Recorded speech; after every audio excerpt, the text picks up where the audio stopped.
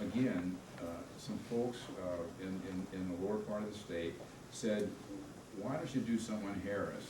You know, it's still sitting out there, and you did the Shelton book, and really the Harris book would be kind of a sequel, which would be true, kind of.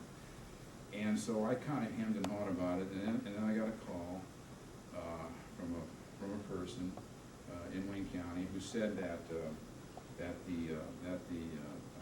oldest daughter of a woman that Black Charlie murdered wanted to talk to me, and she wanted to talk about her mother.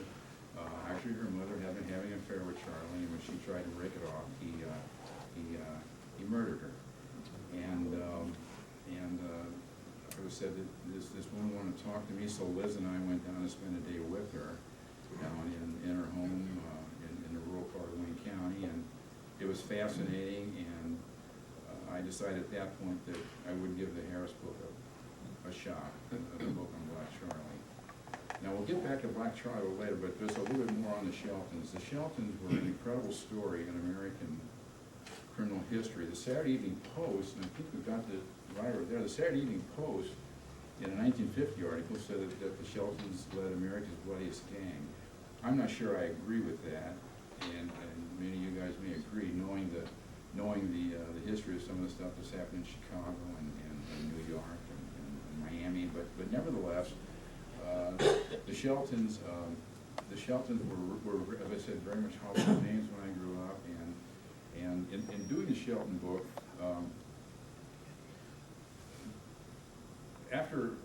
here's one brief anecdote, and again it involved Gordon Pruitt. In the early days, the first time I went to Fairfield, you met me there. You remember that? Mm-hmm. Okay. And this is in the foreword to the Shelton Gang book.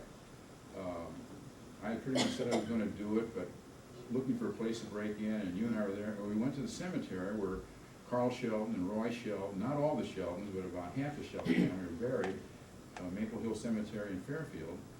And you and I were standing on this little pathway looking down at the graves of Carl Shelton and so on. I think I was taking pictures, and all of a sudden we noticed this gentleman had walked up behind us, was standing right behind us. And he had on overalls and kind of a corn seed hat or whatever, you know, and we looked back, and he looked down at what we were looking at, and his quote was, "Yup, them Sheltons, they was something." And I was going to make that the title of the book, but nobody else wanted that. Probably you didn't either, Liz didn't want it, and the SIU Press didn't want it. But anyway, that's another aside, only because Gordon is with us here. But doing the Shelton book was a real adventure. I was able to, I was actually in Wayne County about 3 times before people started to talk to me. But I had a big in there because a guy named Jack Vertrees, who was the, at that time, elderly, had been managing editor of the Wayne County Press, and was still a columnist for the paper and so on. And he had said that he had always wanted to do a book on the Shelton Gang, but he had reached an age, health-wise and all that stuff, where he said he just couldn't do it, but he decided, but he wanted me to do it. And so when I would go to Wayne County, we would sit in the back room of this restaurant, and he would bring in people. This became a ritual. He would bring in people to talk to me, people who in one way or another were aware of, some that were tied into, others just were very knowledgeable about the whole Shelton legacy and everything else. And then eventually, a former sheriff of Wayne County alerted me to the fact that there were several Shelton descendants still alive down in the St. Petersburg, Florida area. No, excuse me, not St. Petersburg, Jacksonville, Florida area. And so at that point, after some phone negotiations and so on, I was able to secure the cooperation of a nephew of the Shelton boys. Lula Shelton was the youngest of the Shelton children, who grew to adulthood, and she had a son, and the son at that point was a retired carpenter living inland from Jacksonville, Florida on the St. Johns River, and he and his wife agreed to talk about his famous uncles and get into the personal side of the Sheltons, their likes, their dislikes. He was a terrific, his name was James Shelton Zuber, and he's really heavy in the book for those of you who've got the Shelton book or who have read it. Carl Shelton was like his surrogate father. He went a lot of places with Carl Shelton and the bodyguards. And he was present when the Sheltons all the boys would come home to Mom and Pa's house for Thanksgiving dinner or Christmas dinner and stuff like that. And it was, if you see the Shelton Gang book, there's all sorts of personal stuff in there about Carl and Big Earl and Bernie and Roy and even the youngest brother, Dalton. And a lot of that was because of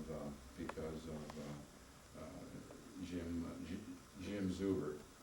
Interestingly, there were a few other Shelton nephews living down there.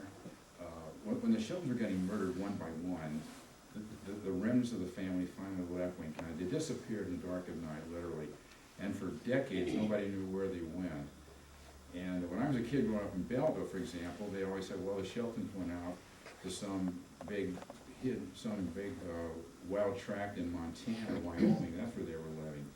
And I didn't know any better, and I don't know anybody else that did either at that time, but it turned out that they went down to the Jacksonville, Florida area.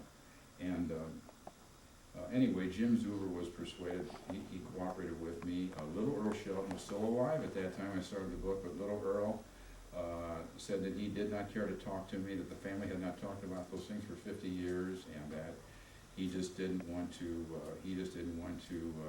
relive it in his mind and so on. But Jim and his wife Barbara, who was a Mount Vernon gal, did cooperate.